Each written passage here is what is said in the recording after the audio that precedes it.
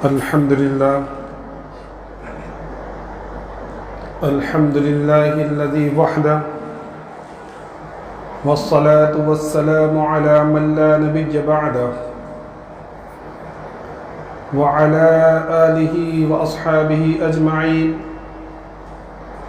أما بعد فقد قال الله تبارك وتعالى في القرآن المجيد والفرقان الحميد: فأعوذ بالله من الشيطان الرجيم بسم الله الرحمن الرحيم ومن يتوكل على الله فهو حسبه صدق اللہ العظیم. میرے محترم بزرگوں اور دوستوں اور عزیز ساتھیوں، قبل اس کے بات شروع ہو ایک مرتبہ بلند آواز کے ساتھ درود شریف پڑھ لیں. اللہم صل علی سیدنا مولانا محمد وعلی آل سیدنا مولانا محمد وبارک وسلم کما تحب وترضى عدد ما تحب وترضى یا کریم. میرے محترم بزرگوں اور دوستوں اور عزیز ساتھیوں، پچھلے 2 جمعے سے ایک حدیث شریف کے تعلق سے بات چل رہی تھی، اور میں نے 2 جمعے کو یہ بات بتلایا ہوں کہ اس حدیث کو منتخب کرنے کی وجہ یہ ہے کہ اللہ کے پیارے حبیب صلی اللہ علیہ وسلم نے حدیث کے راوی حضرت ابو ذر غفاری رضی اللہ تعالیٰ عنہ کو 6 دن تک یہ بات ارشاد فرمائی کہ دیکھو میں تمہیں کچھ باتیں بتلانے والا ہوں، تم ان کو دھیان سے سننا، توجہ سے سننا اور ان پر عمل کرنے کی کوشش کرنا. اور پھر 7ویں دن اللہ کے رسول صلی اللہ علیہ وسلم نے حضرت ابو ذر غفاری رضی اللہ تعالیٰ عنہ سے یہ باتیں ارشاد فرمائی، جن میں سب سے پہلی بات یہ تھی کہ اپنے ظاہر اور باطن میں تقوی کا اہتمام کرنا، کہ ظاہر میں بھی اللہ کا ڈر ہو، باطن میں بھی اللہ کا ڈر ہو، خلوت میں بھی اللہ سے ڈر رہے ہوں اور جلوت میں بھی اللہ سے ڈر رہے ہوں، کہ ہر حال میں تقوی اختیار کرنا. دوسری بات یہ ارشاد فرمائے کہ جب بھی کوئی بدی ہو جائے یعنی گناہ کا کام ہو جائے، اللہ کی نافرمانی ہو جائے، تو فوراً اس کے بعد نیکی والا عمل کر لینا، کچھ نیک کام کر لینا. یہ نیک عمل تمہارے برے عمل کو مٹا دے گا.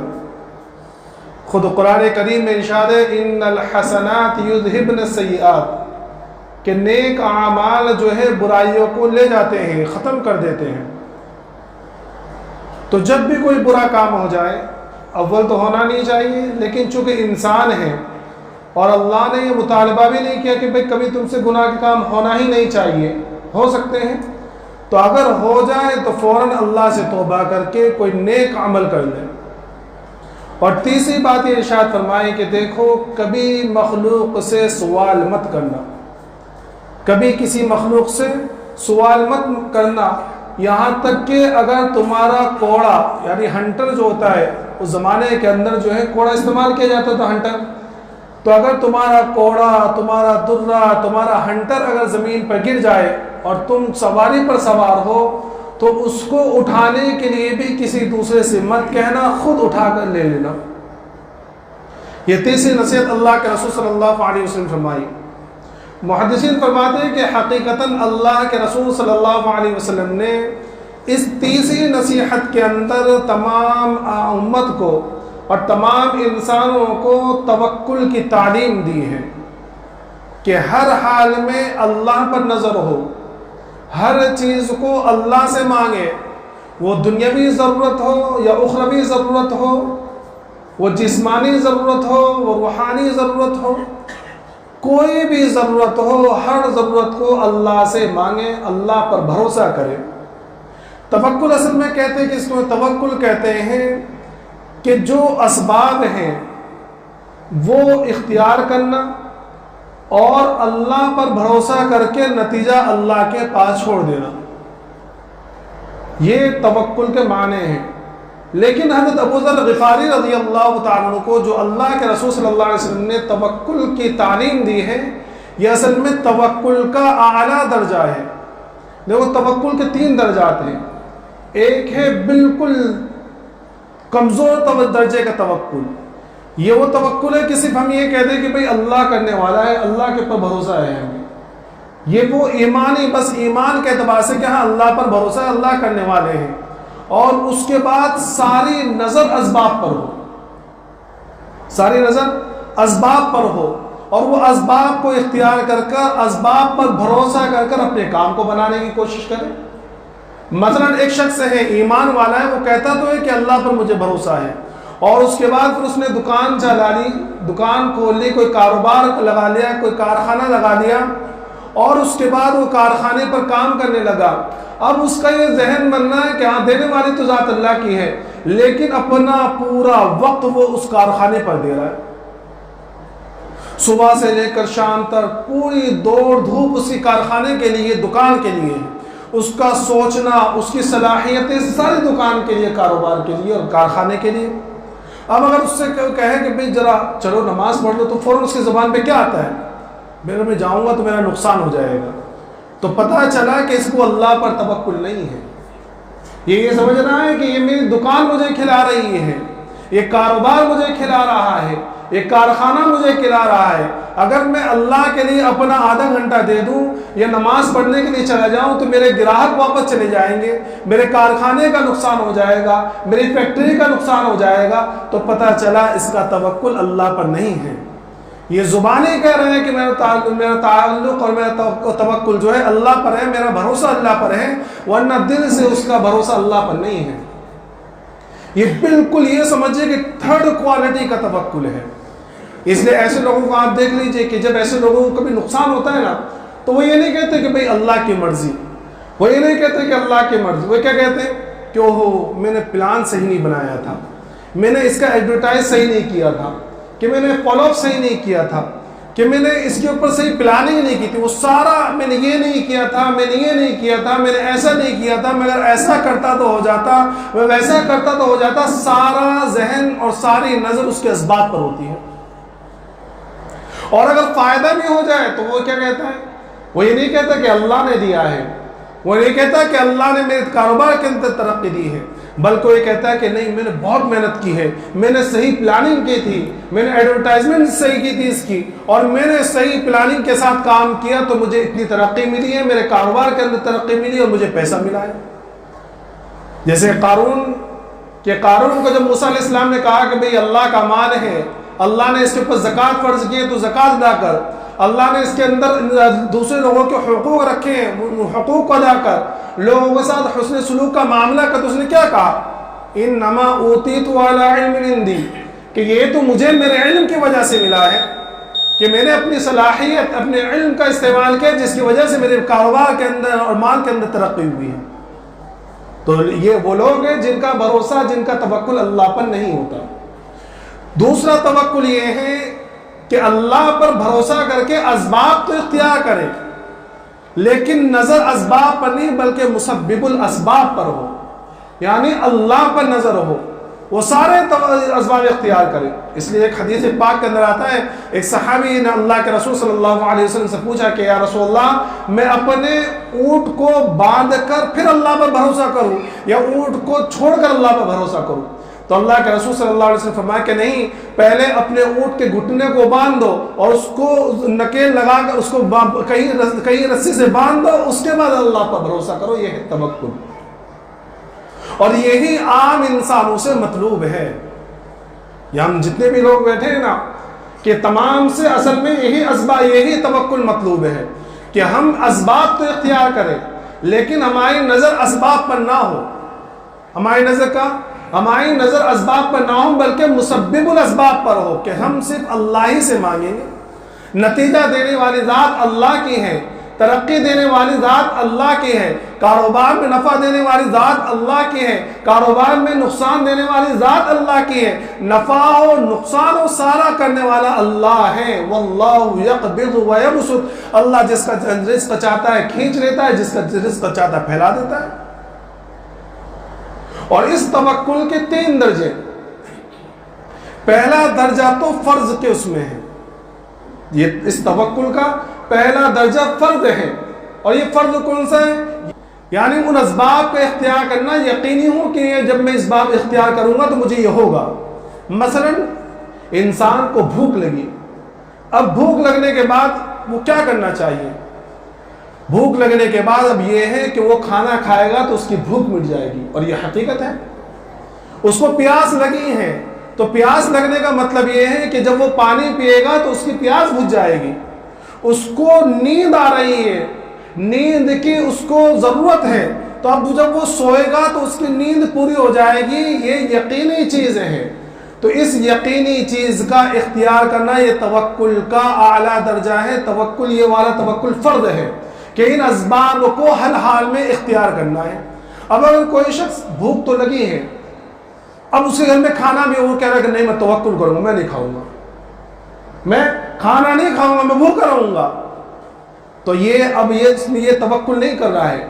اگر وہ بھوک کی شدت کی وجہ سے مر گیا تو اللہ کے یہاں وہ گنہگار ہوگا۔ سمجھ میں آ رہی بات کہ اگر گھر کے اندر کھانا رکھا ہوا ہے اور وہ یہ کہہ رہا ہے کہ نہیں مجھے اللہ پر بھروسہ ہے کہ اللہ مجھے کھلائے گا، مجھے بھوک لگی ہے لیکن اللہ مجھے کھلانے والا ہے، میں نہیں کھاؤں گا اپنے ہاتھ سے، میں گھر کے کھانے کو ہاتھ نہیں لگاؤں گا، تو یہ توکل نہیں ہے۔ ہاں کہ یہ اللہ کی ذات ہے، اللہ کھلانے پہ آئے تو ویسے بھی کھلا دیتا ہے۔ آپ نے ایک لطیفہ سنا ہوگا کہ ایک مرتبہ جو ہے ایک بچہ جو ہے گھر کے اندر آیا، اور وہ کہیں بیان سن کر آیا ہوگا، کہیں کتاب میں پڑھا ہوگا، کہیں استاد نے بتایا ہوگا کہ توکل یہ ہے کہ اللہ ہی کرنے والا ہے، اللہ ہی کھلانے والا ہے، اللہ ہی روزی دینے والا ہے، اور اللہ ہی پر بھروسہ کرنا چاہیے۔ تو اس نے مطلب تو سمجھا نہیں، بس یہی والا توکل کہ نہیں اللہ کھلائیں گے مجھے۔ اب جب گھر میں آیا تو اماں نے کہا کہ بیٹا کھانا کھا لے، کہا کہ نہیں میں ابھی نہیں کھاؤں، اللہ مجھے کھلا دے گا۔ اب ماں نے بڑا اسے من میں سماجت کی کہ بیٹا کھا لے، نہیں اللہ مجھے کھلائے گا۔ اب چپ چاپ وہاں سے بھاگا اور باہر نکل کے جو ہے جنگل کے اندر جا کے بیٹھ گیا کہ بس اللہ مجھے کھلانے والا ہے، کہ اللہ مجھے کھلانے والا ہے۔ اب پیچھے بیچاری ماں ڈھونڈتی پہنچی کہ میرا بچہ کہاں ہے، بھوکا ہے، دیکھا کہ ایک درخت کے نیچے بیٹھا ہے، تو وہاں جا کے پھر کہیں من میں سماجت کرنے لگی کہ بیٹا کچھ کھا لے، تو پھر وہی نہیں اللہ مجھے کھلائے گا۔ تو ماں جو ہے کھانا ساتھ میں لائی تھی، کھانا اس کے بغل میں رکھ کر بیچاری چلی گئی کہ جب بیٹا بھوک لگے تو کھا لے گا۔ اب وہاں سے چل دی۔ اب تھوڑی دیر کے بعد وہاں کچھ ڈاکو آئے، جب دیکھا کہ وہاں کھانا رکھا ہوا ہے اور ایک آدمی بیٹھا ہوا ہے تو انہیں بھی بھوک لگی تھی، تو وہاں جا کے سوچا کہ بھئی کھانا کھا لینا چاہیے۔ پھر ان کے ذہن میں یہ بات ہے کہ بھئی کھانا جب رکھا ہوا ہے یہ شخص کھا نہیں رہا ہے تو پتہ نہیں کھانے میں کبھی زہر وغیرہ تو نہیں ملا ہوا ہے۔ تو اب وہ کہنے لگے کہ پہلے کام کرتے اس کو کھلا کے دیکھتے ہیں، اگر اس نے کھا لیا تو ٹھیک ہے صحیح کھانا رہے گا، بعد میں ہم کھا لیں گے۔ اب اس کو کہا کہ بھی کھانا کھا، وہ کہتے ہیں نہیں اللہ مجھے کھلائے گا۔ اب چور نے اور کھا نہیں، چوروں نے جو دو لتی بجائی یا تھپڑے بجائے، چل کھا کھانا چل کھا۔ اب جب چوروں نے خوب مارا تو وہ اچھا کھاتا ہوں میں، کھایا اس نے کھانا۔ چوروں نے دیکھا کہ بھائی ٹھیک ہے، چور نے اپنا کھانا کھایا۔ ابھی وہاں سے بھاگتا ہوا گھر پر آیا اماں جان سے کہ اماں سے کہا اللہ کھلاتا ہے، اور اللہ ایسا کھلاتا ہے کہ جو بندہ نہ کھائے تو اللہ مار مار کر کھلاتا ہے۔ سمجھ میں آ رہا ہے؟ تو یہ یقینی درجہ ہے کہ جن چیزوں سے ملنا یقینی ہو ان پر توکل کا مطلب یہ ہے کہ وہ اسباب کو اختیار کیا جائے، یہ درجہ فرض کا ہے۔ دوسرا درجہ سنت کا ہے، وہ ہے ظنی۔ ظنی کہتے ہیں کہ گمان، کہ بھئی کسی اسباب کو اختیار کرنے پر ہمارا گمان یہ ہو کہ ان اسباب کو اختیار کرنے سے ہمیں فائدہ ہوگا۔ مثلا ایک شخص بیمار ہوا، اس کے پیٹ میں خوب تیز درد ہوا یا اس کے بدن میں درد ہو رہا ہے۔ اب اس نے سوچا کہ بھئی بدن میں درد ہو رہا ہے، اب اس نے گولی لی اور گولی لے کے بھئی چلو ڈولو کھا لیتے ہیں، ہے نا، ڈاکٹر عام طور پر وہی دے ڈولو سے 360 بھئی چلو کھا لیتے ہیں۔ اب یہ دوائی سے شفا کا مل جانا یہ یقینی نہیں ہے، دوائی سے شفا کا مل جانا یہ یقینی نہیں ہے، یہ گمان ہے ہمارا کہ دوا سے شفا مل جاتی ہے۔ یہ دوائی ہم اختیار کریں گے، یہ دوائی ہم کھائیں گے تو دوائی کھانے سے ہمیں فائدہ ہوگا، شفا ملے گی۔ یہ دوا کا اختیار کرنا، اس اسباب کو اختیار کرنا یہ گمان ہے ہمارا، ظنی ہے۔ تو فرمایا کہ یہ طریقہ اختیار کرنا یہ سنت ہے۔ یہ کیا ہے؟ یہ ان اسباب کا اختیار کرنا کہ جن اسباب سے فائدے کا پہنچنا گمان میں ہو تو ان اسباب کا اختیار کرنا سنت ہے۔ اس لیے اللہ کے رسول صلی اللہ علیہ وسلم نے دواؤں کا علاج کو اختیار کرنا اور علاج کرانا سنت قرار دیا ہے کہ علاج کرو۔ فرمایا لِكُلِّ دَاءٍ دَوَاءٌ، ہر بیماری کے اللہ نے شفا دوا اتاری ہے، لیکن نظر کہاں ہو؟ اسباب پر نہیں ہو، کیونکہ اسباب میں شفا کا مل جانا یہ یقینی نہیں ہے، یہ گمانی ہے۔ اس لیے فرمایا کہ واقعہ لکھا ہے کہ موسیٰ علیہ السلام کے زمانے میں ایک مرتبہ موسیٰ علیہ السلام کے پیٹ میں درد ہوا، تو موسیٰ علیہ السلام کلیم اللہ ہے، اللہ سے بات کرتے ہیں، تو موسیٰ علیہ السلام نے اللہ سے کہا کہ یا اللہ میرے پیٹ میں بہت سخت درد ہے، تو اللہ تبارک تعالیٰ نے ارشاد فرمایا کہ جاؤ وہ ریحان یا کوئی دوسرے گھاس کا وہ تھا، اس کے پتے توڑو، اس درخت کے اور کھا لو۔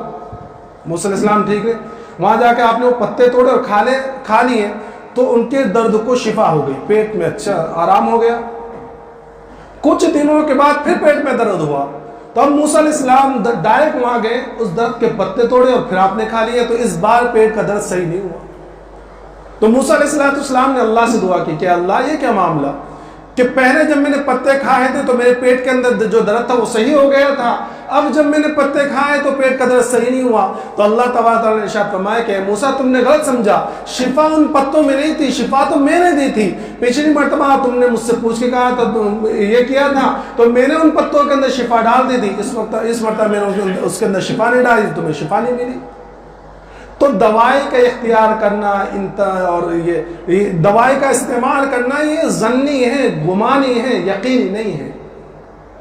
تو یہاں بھی ہمارا کیا ہوتا ہے، عام طور پر ہم لوگ یہ کرتے ہیں کہ بس ذرا بیمار ہوئے ڈاکٹر کے پاس تو جا رہے ہیں، لیکن ڈاکٹر کے پاس جانے سے پہلے کبھی اللہ کی طرف رجوع کرنے کا موقع نہیں ملتا۔ ہم میں سے الا ماشاء اللہ کوئی ہوگا، الا ماشاء اللہ، ورنہ ہم میں جتنے لوگ بھی ہیں ذرا کسی کی تکلیف ہو جائے، پریشانی ہو جائے، بیمار ہو جائے، فوراً فلاں ڈاکٹر کے پاس جاتے ہیں، فلاں ڈاکٹر کے پاس جاتے ہیں، سمجھے۔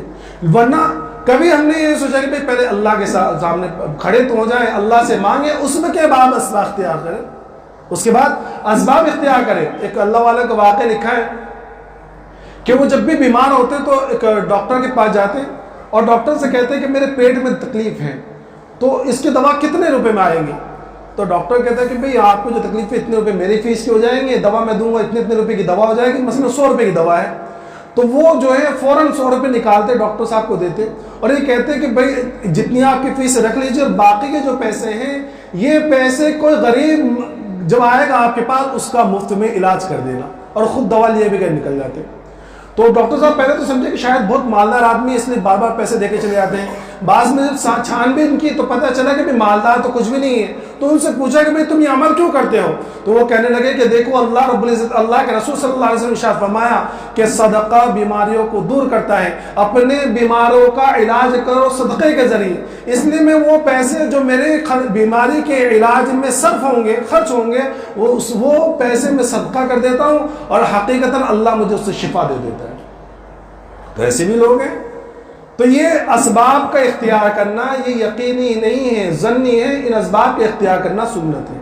تیسرا درجہ جو ہے وہ جن کا جو اسباب اختیار کرنے کے تعلق سے یہ وہ درجہ ہے جو بالکل وہمی ہے، یہ درجہ بالکل وہمی ہے، وہ نہ اس کا کوئی یقینی ہے اور نہ ایسا ہوتا ہے کہ عام طور پر ایسا ہوتا ہو، لیکن بس گمان ہے کہ بھئی ایسا ہو رہا ہے۔ مثلا ہمارا کاروبار ٹھپ پڑ رہا ہے، نقصان ہو رہا ہے کاروبار کے اندر، اب کچھ وہمی قسم کے لوگ ہوتے ہیں نا، وہ کیا فوراً کسی عامل کے پاس بھاگتے ہیں کہ عامل صاحب بہت تنگی ہے، پریشانی ہے اور کاروبار بالکل ٹھپ پڑ رہا ہے، کاروبار کے اندر ترقی نہیں ہو رہی ہے اور میں کیا کروں؟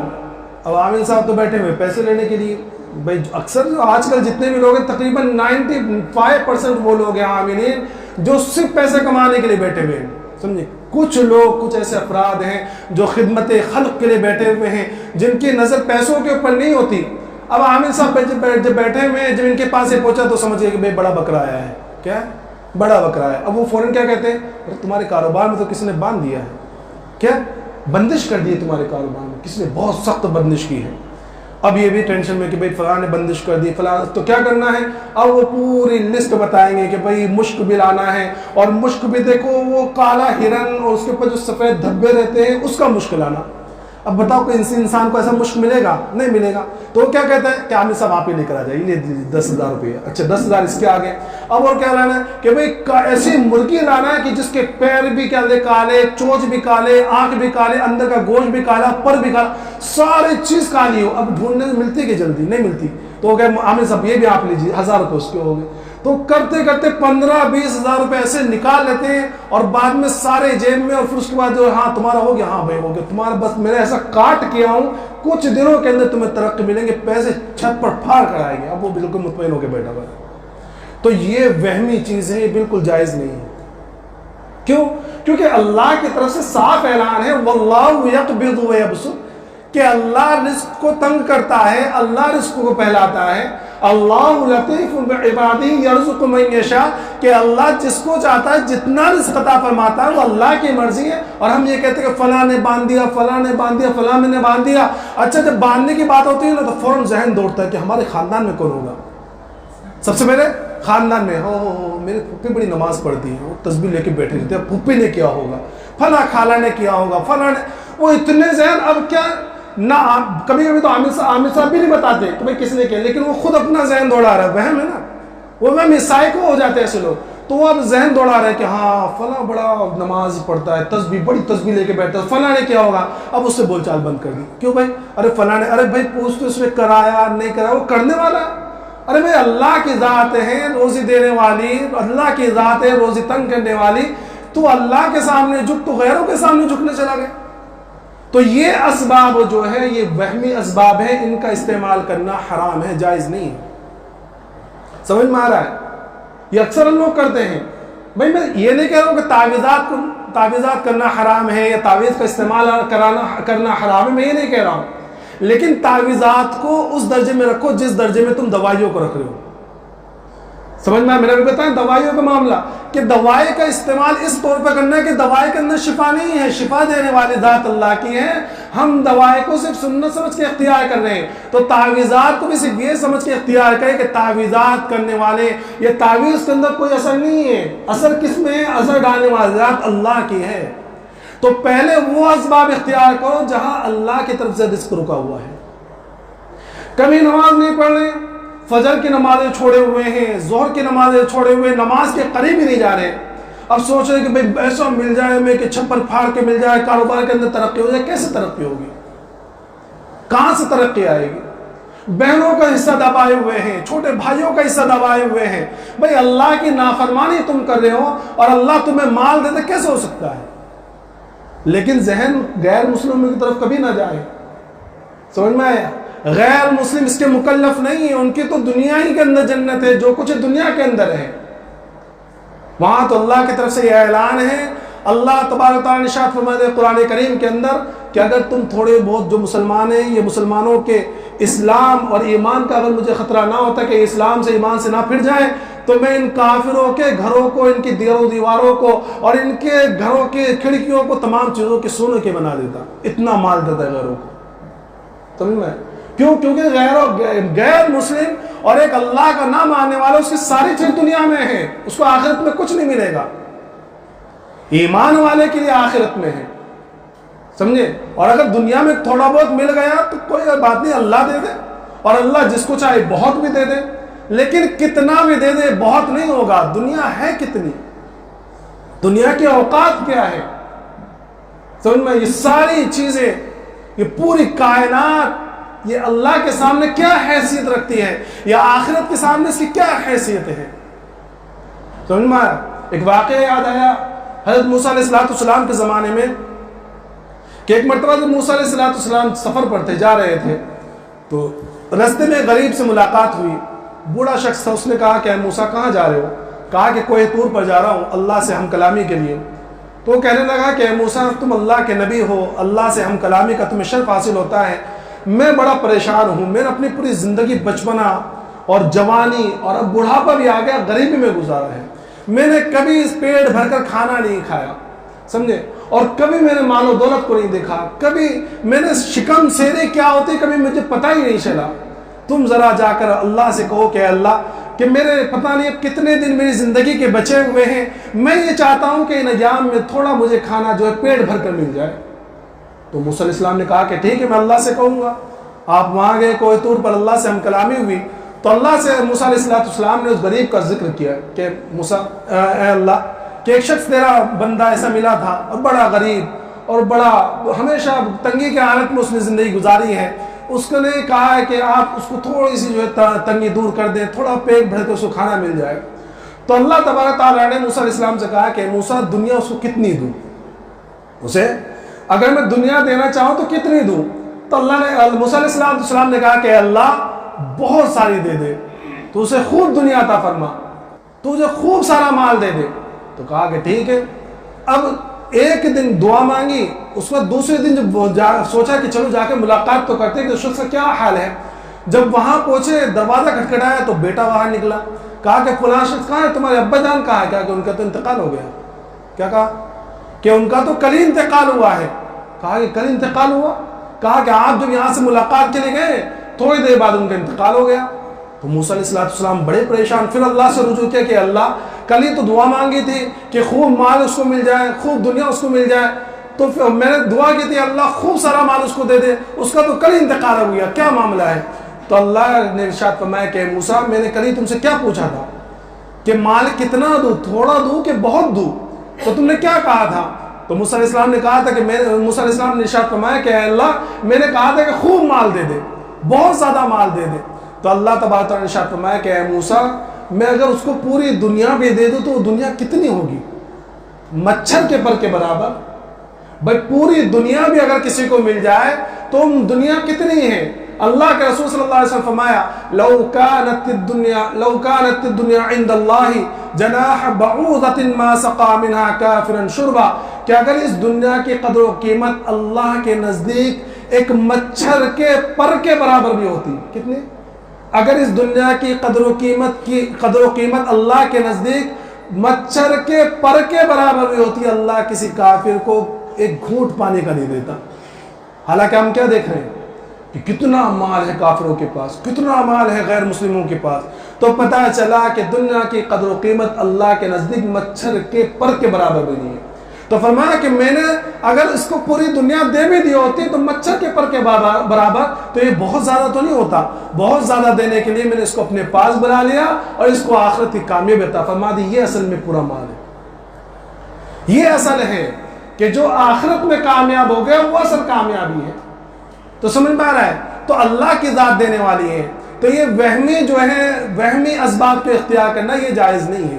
تو دوسرا درجہ توکل کا کیا ہے کہ اسباب کو اختیار کرنا اور نظر مسبب الاسباب پر ہو، اور تیسرا درجہ جو سب سے اعلیٰ درجہ ہے وہ یہ کہ اسباب کو بھی اختیار نہ کرے، لیکن یہ اخص الخاص لوگوں کے لیے، کیونکہ یہ حدیث پاک اللہ کے رسول صلی اللہ علیہ وسلم جن صحابی سے ارشاد فرما رہے ہیں وہ صحابی ہے حضرت ابو ذر غفاری رضی اللہ تعالیٰ عنہ، اور آپ کا زہد صحابہ کرام میں بڑا مثالی تھا۔ دیکھو صحابہ کرام جو ہے نا، یہ صحابہ کرام ایک ایسے ہیں جیسے گلدستہ ہوتا ہے پھولوں کا، تو پھولوں کے گلدستے کے اندر رنگ برنگی پھول، الگ الگ خوشبو والے پھول ہوتے ہیں، تو اسی طرح صحابہ کرام کے پھولوں کا گلدستہ ہے جس کے اندر صحابہ کرام کے ایک الگ الگ مزاج ہے۔ ورنہ صحابہ کرام سارے کے سارے اللہ پر بھروسہ کرنے والے، سارے کے سارے اللہ سے مانگنے والے، لیکن ان کے اندر ہر ایک کے اندر ایک الگ الگ کوالٹی ہے۔ جیسے کہ حضرت صدیق اکبر سے زیادہ متوکل کون ہو سکتا ہے اللہ کے رسول کے بعد، انبیاء کرام کے بعد؟ لیکن اللہ کے رسول حضرت ابوبکر صدیق رضی اللہ عنہ کون سی صفت زیادہ مشہور ہے؟ صدیقیت کی۔ حضرت عمر رضی اللہ تعالیٰ عنہ بڑے بہادر، لیکن آپ کی بہادری مثالی نہیں ہے، آپ کی کیا مثالی ہے؟ عدالت، انصاف آپ کا مثالی۔ حضرت علی کرم اللہ وجہہ آپ کی عبادت بہت زیادہ، لیکن آپ کی کیا مشہور ہے؟ جرأت، بہادری، شجاعت۔ حضرت عثمان بن عفان رضی اللہ تعالیٰ عنہ آپ بڑی تلاوت کرنے والے قرآن کریم کے، لیکن آپ کی کیا مشہور ہے؟ سخاوت، اللہ کے راستے میں خرچ کرنا۔ تو حضرت ابو ذر غفاری رضی اللہ تعالیٰ عنہ کی غنا اور آپ کا استغنا اور آپ کا زہد بہت زیادہ مشہور تھا۔ آپ کا تو یہ مسلک تھا حضرت ابو ذر غفاری رضی اللہ تعالیٰ عنہ کا کہ کسی شخص کے لیے جائز نہیں کہ ایک دن سے زیادہ مال اپنے پاس رکھے۔ تو ان کے لیے یہ حدیث ہے کہ اسباب بھی اختیار نہ کریں، کہ اگر تمہارا چھوٹے سے چھوٹا سا کام ہو تو اس کام کے لیے بھی اللہ سے مانگو، اس کام کے لیے بھی اللہ سے رجوع کرو۔ تو فرمایا کہ ابو ذر جب بھی کبھی کسی مخلوق سے کچھ سوال مت کرنا، یہاں تک کہ اگر تمہارا درہ، تمہارا کوڑا بھی اگر زمین پہ گر جائے اور تم سواری پر سوار ہو تو اس کو خود اٹھا لینا، کسی اور سے سوال نہ کرنا۔ تو اس تیسری نصیحت کا خلاصہ یہ ہے کہ ہم انسان جو ہے، ہم عام لوگ جو ہیں کم از کم دوسرے درجے کا توقل اختیار کریں کہ اسباب تو استعمال کریں لیکن نظر اسباب پر نہ ہو، بلکہ نظر جو ہے اللہ پر ہو، مسبب الاسباب پر ہو۔ ہر چیز ہم اللہ سے مانگیں، چھوٹی ہو بڑی ہو، کیونکہ یہ وہ در ہے جہاں مانگنے سے اللہ ہمیں عزت دے گا، ذلت نہیں دے گا۔ دنیا کی کوئی بھی در ہو، کوئی بھی حکیم ہو، کوئی بھی حکمراں ہو، کوئی بھی مالدار ہو، کوئی بھی غنی ہو، تم کسی کے پاس بھی چلے جاؤ، ہو سکتا ہے ایک مرتبہ دے دے، اور ایک مرتبہ بھی دے گا تو تمہیں ذلت کے ساتھ دے گا، لیکن اللہ وہ ذات ہے اور اللہ وہ خالق اور مالک ہے۔ تم اس سے کتنی مرتبہ بھی مانگو، دن میں 100 مرتبہ مانگو، وہ خوش ہوگا اور خوشی خوشی دے گا، اور تمہارے مانگنے سے تمہاری عزت بڑھائے گا۔ یہ الگ، یہ عجیب اللہ ہے اور عجیب اللہ کی صفات ہیں کہ تمہیں دے گا بھی اور تمہیں دے کر تمہاری عزت گھٹائے گا نہیں، بلکہ تمہاری عزت کو بڑھائے گا، کیونکہ تم اللہ سے رجوع کر رہے ہو۔ تو میرے محترم بزرگ دوستو، ہر جگہ ہر وقت جو ہے اللہ سے مانگے، اللہ پر بھروسہ کرے۔ اللہ تبارک و تعالیٰ تمام کو کہنے سننے کے ساتھ ساتھ عمل کی توفیق عطا فرمائے۔